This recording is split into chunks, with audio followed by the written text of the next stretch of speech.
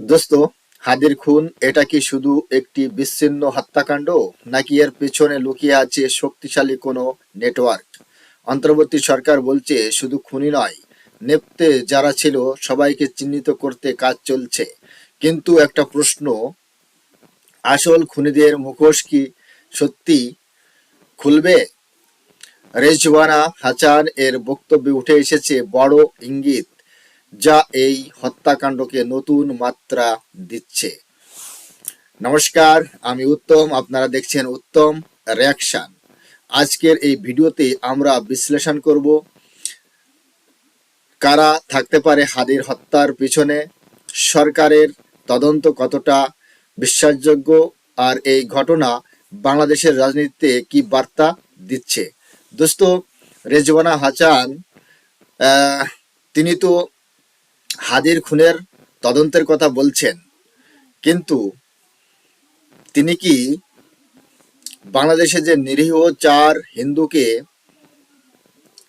পিটিয়ে অগ্নিকাণ্ড করে মারা হয়েছে তাদের বিচারের কথা কি তিনি বলবেন? সেই সব খুনিদের কি তারা বিচারের আওতায় আনবেন? দীপু চন্দ্র দাস, তাকে যেভাবে নির্যাতন করা হয়েছে, যেসব পুলিশ দীপু চন্দ্র দাসকে উগ্রপন্থী, ইসলামপন্থী, কট্টর সন্ত্রাসবাদী মুসলমানদের হাতে তুলে দিয়েছিল, আইনের আওতায় আনবেন? তাদের বিচার করবেন? সেটা আমরা জানতে পারবো আজকের এই ভিডিওটি দেখার পর। আজ এখন টিভি চ্যানেলের ভিডিও নিয়ে আপনাদের মাঝে হাজির হয়েছি, আর আজকের এই ভিডিওর টাইটেল হচ্ছে অন্তর্বর্তী সরকার হাদির খুন ও পিছনের সবাইকে চিহ্নিত করতে কাজ করছে রেজওয়ানা হাসান। দোস্ত, আশা করি আপনারা আমার সাথেই থাকবেন, সম্পূর্ণ ভিডিওটি দেখবেন। চ্যানেলে নতুন হলে চ্যানেলটি সাবস্ক্রাইব করে বেল আইকন অন করে অল করে রাখবেন পরবর্তী ভিডিওর নোটিফিকেশন পাওয়ার জন্য। অলরেডি যেসব বন্ধুরা চ্যানেলটি সাবস্ক্রাইব করে আমার ইউটিউব পরিবারের সদস্য হয়েছেন, তাদের প্রতি রইল অসংখ্য ধন্যবাদ। তাহলে চলুন বন্ধুরা, সময় নষ্ট না করে প্রথমে ভিডিওটা দেখি। আর হ্যাঁ, অরিজিনাল ভিডিওর লিঙ্ক আমার ডিসক্রিপশনে মেনশন করা থাকবে, আপনারা চাইলে চ্যানেলটি ভিজিট করতে পারেন, চ্যানেলের ভিডিওগুলো অবশ্যই দেখতে পারেন।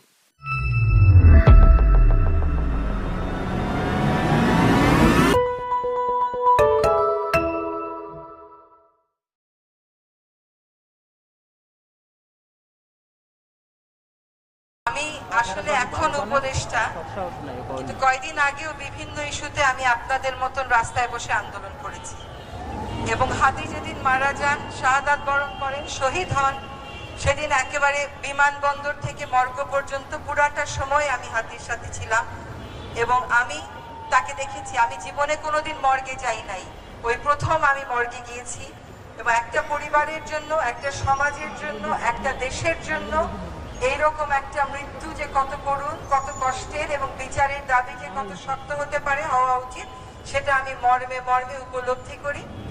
আমি আজকে বলতে পারেন হাদির একজন গুণগ্রাহী।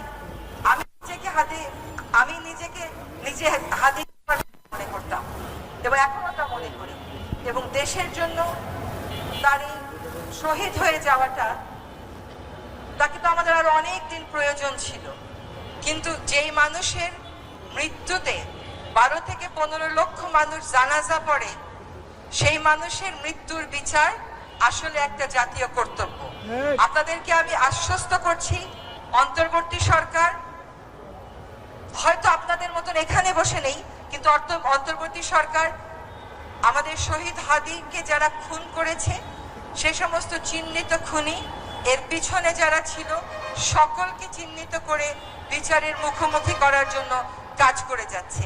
আপনাদের হয়তো মনে হচ্ছে কিছু জানছি না কেন, কিন্তু মনে রাখতে হবে আমরা কিন্তু একটা শত্রুপক্ষের মুখোমুখি দাঁড়িয়ে কাজটা করছি। ফলে যে তথ্যগুলো আমরা বলবো, সেগুলো যেন শত্রুকে কোনোভাবে শক্তিশালী না করে। এটা কিন্তু আমাদের শহীদ হাদিও বলতেন, যে আমরা যেন এমন কোনো কাজ না করি যেটা আমাদের প্রতিপক্ষকে শক্তিশালী করে ফেলে। এবার আমরা ভবিষ্যতে কি করতে যাচ্ছি এই সম্পর্কে আপনাদের একটু ধারণা দিই। একটা হচ্ছে, আপনারা শুনেছেন যে সকল রকমের পরীক্ষা নিরীক্ষা শেষ করে এই হত্যাকাণ্ডের চার্জশিট সুনির্দিষ্টভাবে দেয়া হবে ইনশাআল্লাহ 7ই জানুয়ারি 2025-এর মধ্যে। এই চার্জশিট দেওয়ার পরে অন্তর্বর্তী সরকার থাকাকালীন সময়ে যেন দ্রুত বিচারটা করে যাওয়া যায় সেটার নিশ্চয়তা আমি আপনাদেরকে দিচ্ছি। ইনশাআল্লাহ আমরা থাকতে থাকতেই এই হত্যাকাণ্ডের বিচার হবে। আমরা আরেকটা কথা একটু বলে রাখি আপনাদেরকে জানাবার জন্য, যে আপনারা আসিয়ার ঘটনাটা জানেন। সেই ঘটনায় কিন্তু 6 কার্যদিবসের মধ্যে বিচার কার্য সম্পন্ন করা গেছিল। কাজে চার্জশিটটা যাতে আমরা নির্ভুলভাবে দিতে পারি, নিখুঁতভাবে দিতে পারি, সকল পরীক্ষা নিরীক্ষা শেষ করে যাতে কোথাও কোনো ফাঁকফোকর না থাকে, সেটা সম্পন্ন হয়ে যাওয়ার পর 7ই জানুয়ারির পরে আমাদের সময়ে দ্রুততম সময়ের মধ্যে এই নৃশংস হত্যাকাণ্ডের বিচার আমরা অবশ্যই করে যাব ইনশাআল্লাহ। এবার আরেকটা কথা বলি, যে অনেক সময় অপরাধী যদি পালিয়েও থাকে তারপরেও কিন্তু এটাকে আমরা ইংরেজিতে বলি ইন অ্যাবসেন্সিয়া বিচার। শেখ হাসিনার বিচার হয়েছে না, সে কি দেশে আছে? তারপরেও আমাদের সর্বান্তকরণ চেষ্টা আছে হাদিকে যারা শহীদ করেছেন, আমাদের কাছ থেকে কেড়ে নিয়েছেন, তাদেরকে যেন, তারা যদি বাংলাদেশ থেকে চলে গিয়ে থাকেন, তাদেরকে যেন আমরা অবশ্যই দেশে ফিরিয়ে আনতে পারি। আপনাদেরকে আজকে স্পষ্ট করে বলছি যে এই বার্তা কূটনৈতিক প্রচেষ্টার মাধ্যমে ভারত সরকারকে স্পষ্টভাবে জানিয়ে দেওয়া হয়েছে এবং ভারত সরকার প্রতিশ্রুতি দিয়েছেন যে তাকে যদি ভারতে খুঁজে পাওয়া যায় তারা অবশ্যই তারা বাংলাদেশকে সহায়তা করবেন এই বিষয়ে। এই মুহূর্তে কূটনৈতিক প্রচেষ্টার এই বিষয়ে আমি আর কথা বলছি না। আপনাদেরকে বুঝতে হবে যে এটা তদন্তের কারণেই আমরা আসলে এই কথাগুলো বলতে পারছি না। আগামীকাল সকাল 11:15টায় টিভি পুলিশ একটি সংবাদ সম্মেলন আয়োজন করেছে। সেই সংবাদ সম্মেলনে আরো বিস্তারিত বলা হবে। আমি কেন আরো বিস্তারিত বলছি না, কারণ কিছু কিছু জিনিস এখনো ভেরিফিকেশন বা সত্য যাচাইয়ের পর্যায়ে রয়েছে। আমরা একেবারে কোনো রকমের ভুলভ্রান্তি রাখতে চাই না। আগামীকাল সকাল 11:15টায় টিভি পুলিশ যে সংবাদ সম্মেলন করবেন, সেই সংবাদ সম্মেলনে আপনারা আরো বিস্তারিত জানতে পারবেন। আমি আমার বক্তব্য এখানেই শেষ করছি।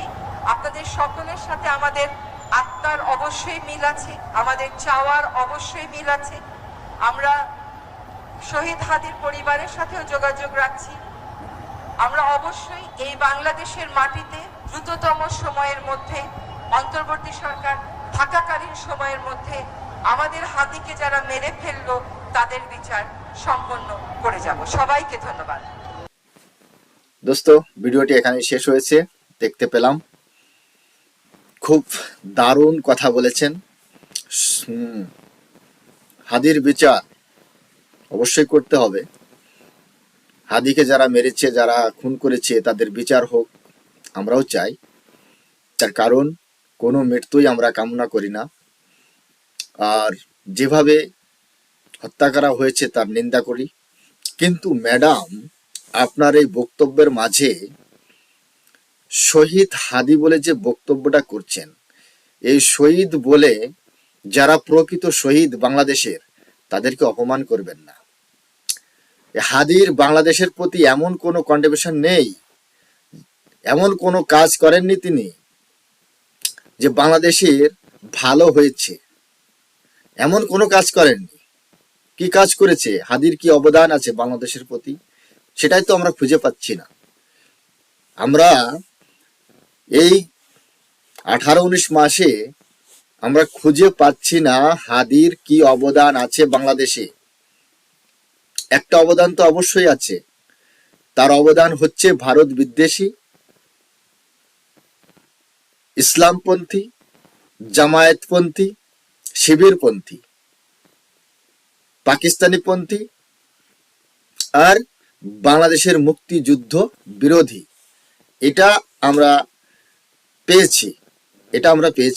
কিন্তু বাকি যে শহীদ যে একটা শব্দ, এই শব্দটা তার নামের আগে যোগ করার জন্য সে বাংলাদেশের জন্য তেমন কোনো কিছুই করেনি।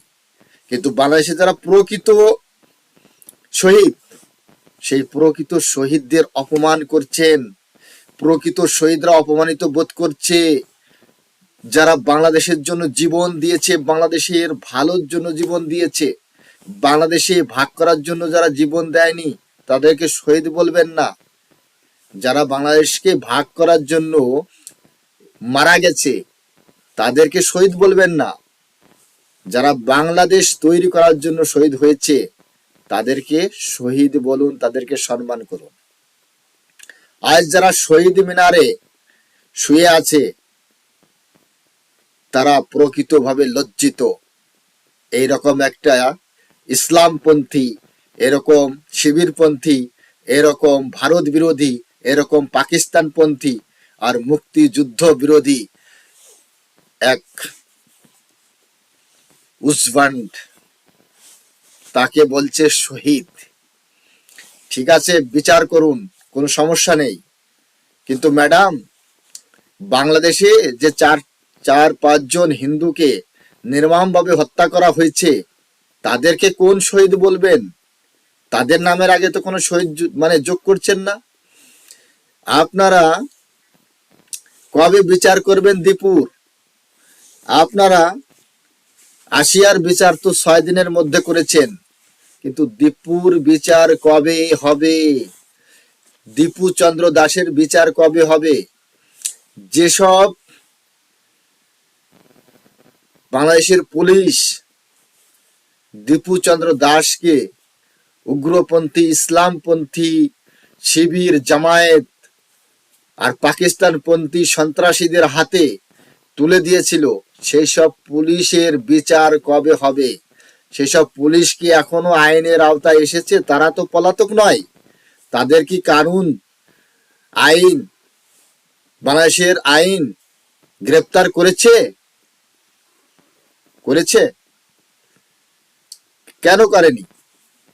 কেন করেনি? দীপুর অপরাধ কি ছিল? যে সমস্ত হিন্দুদের মারা হয়েছে তাদের কি অপরাধ ছিল? তারা তো কোনো রাজনীতি করে না, তারা তো কোনো সন্ত্রাস নয়। তাহলে তাদেরকে হত্যা করা হলো কেন?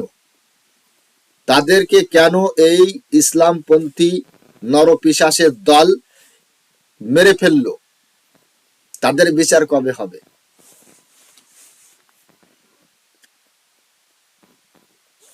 শেখ হাসিনার বিচার করেছেন, ভালো কথা, কিন্তু হিন্দুদের বিচার তো হচ্ছে না বাংলাদেশে।